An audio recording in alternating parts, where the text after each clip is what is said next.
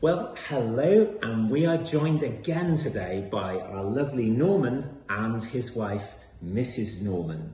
So, Norman and Mrs. Norman have been chatting, and they're a bit confused about the recent potential changes to ISAs. And in fact, Norman is so worried after reading lots of different media articles that he's decided to sell his ISAs. And so we're just stepping in today and having a chat with Norman and dear Mrs. Norman to just make sure that this is really a good idea.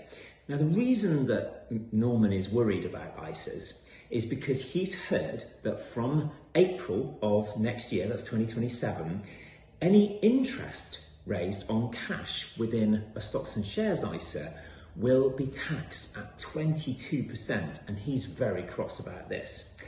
So he just wants to be sure on the rules. Well, let's chat this through. First of all, Norman and Mrs. Norman are 66 years old. And so to that end, they won't be caught by these rules at all because they're not under 65.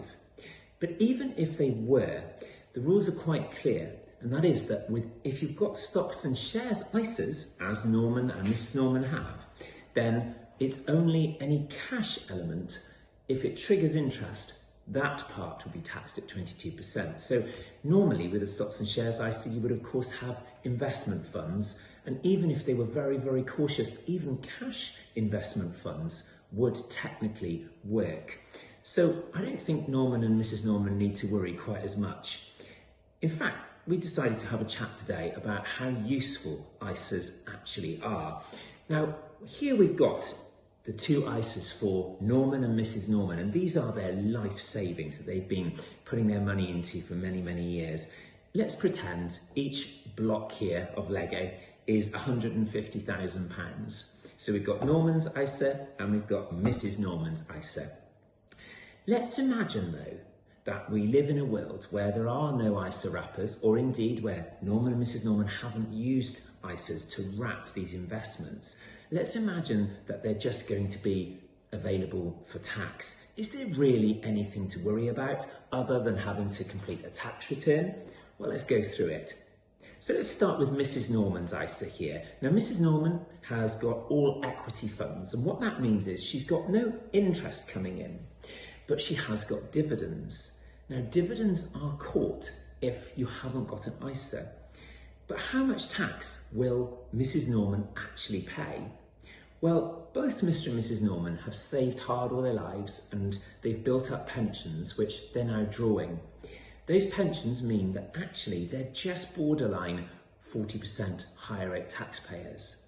So if Mrs. Norman here was to receive, let's say, £5,000 in dividends on this portfolio throughout the year, which is probably realistic, then how much tax would she have to pay? Well, the rules state that the first £500 will be tax-free. Wow. The rest of it is taxed at 35.75%. Nice and easy number to remember. That translates to £1,608.75. So what we're going to have to do here is take away some tax to give to Rachel. Rachel? What's happened to Rachel? Who are you? John?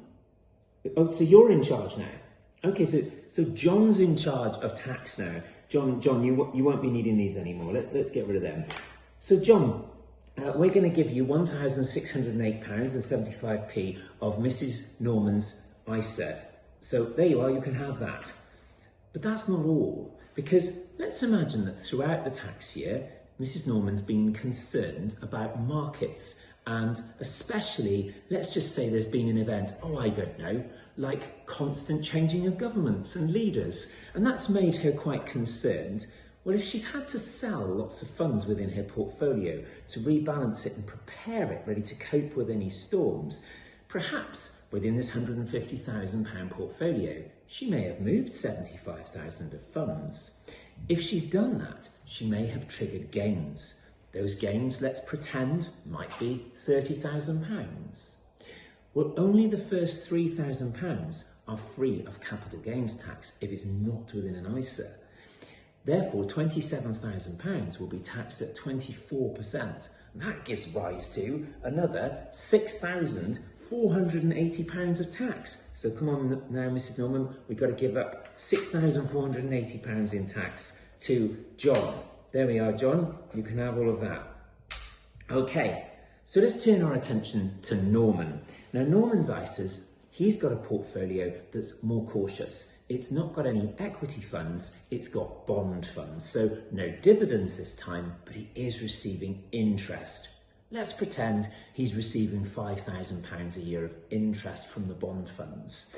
Well, very similar position. The first £500 is tax-free. Because he's a higher rate taxpayer, the rest is caught at 40%, giving rise to a tax bill, sorry about this Norman, of £1,800. There you go, John. John's loving this.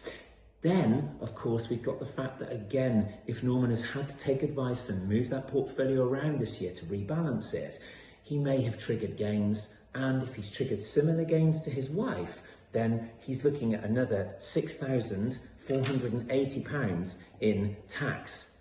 So we'll give that over to John as well. So ultimately,